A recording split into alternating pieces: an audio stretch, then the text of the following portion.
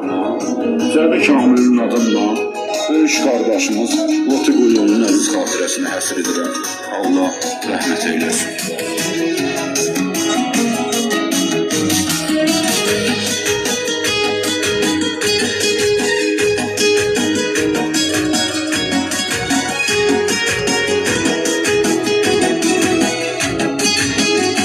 Veçna Guli.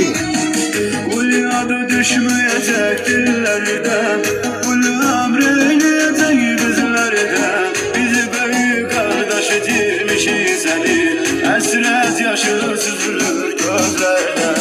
Yoksulları her zaman yad eledin, güldürdün üzlerini şad eledin.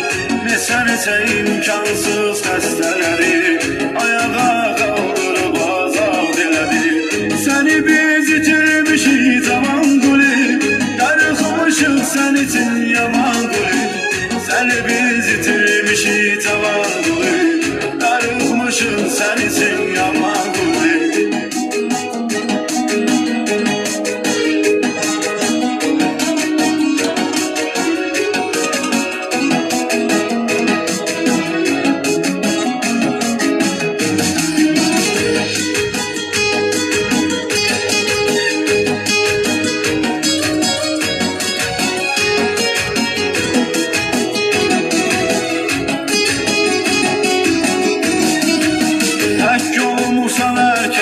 Yaddaşına, dayak olmuşsan dostu yoldaşına, ölümünden namik barışmayır.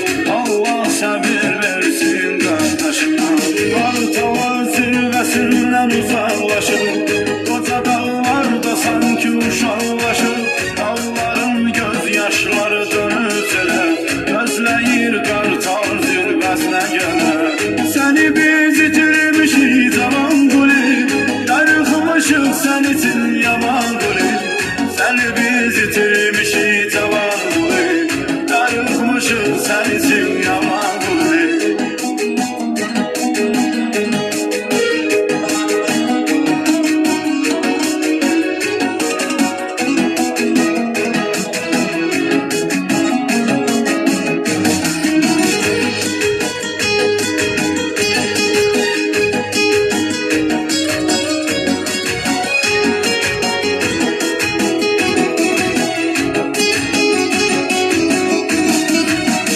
Ölümün alemi küstürüb yaman, bir aleden bir gid getdi zaman.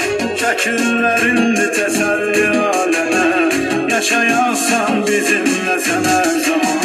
Nihatda sənin yolun davam edəcək, o qoyub getdiyimizdən gedəcək.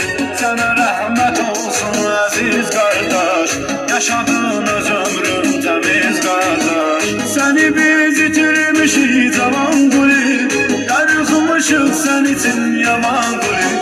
Səni biz itirmişik zaman Guli, darıxmışıq sen için